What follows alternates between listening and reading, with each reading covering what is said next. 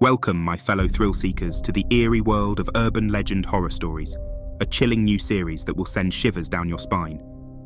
In this episode, we have a bone-chilling tale. This is a short series, but trust me, it's packed with spine-tingling suspense. Brace yourselves, and let's dive into the darkness of the unknown.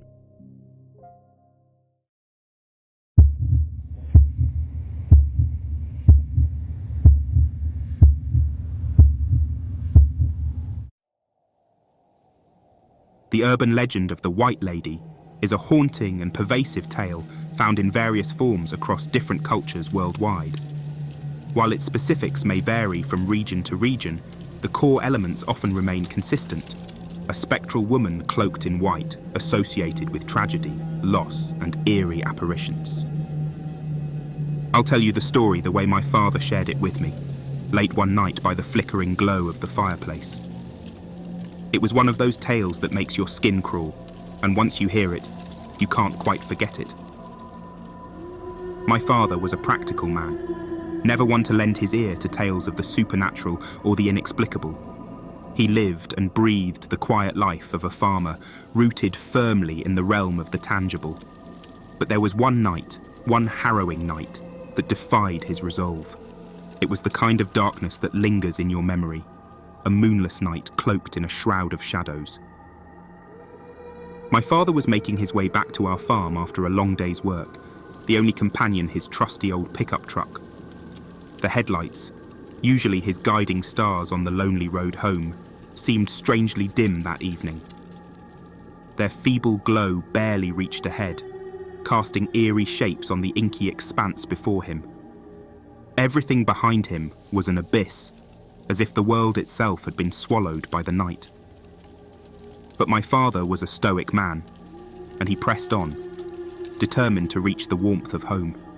As he navigated the winding road, a strange vision pierced the gloom. For just a fraction of a second, he glimpsed a woman, a spectral figure in a flowing white dress, her long black hair dancing in the wind.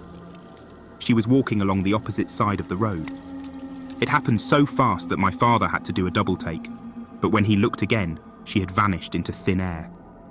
He chalked it up to his tired mind playing tricks on him and continued his journey without a second thought. Minutes stretched on, each one heavier than the last. And then it happened. The distinct sound of a seatbelt clicking into place echoed through the cab of his truck. My father's heart skipped a beat as he instinctively turned to look at the back seat. There it was, plain as day. One of the seatbelts, firmly fastened, as if someone had just secured it. But there was no one there. No one but the chilling void of an empty seat.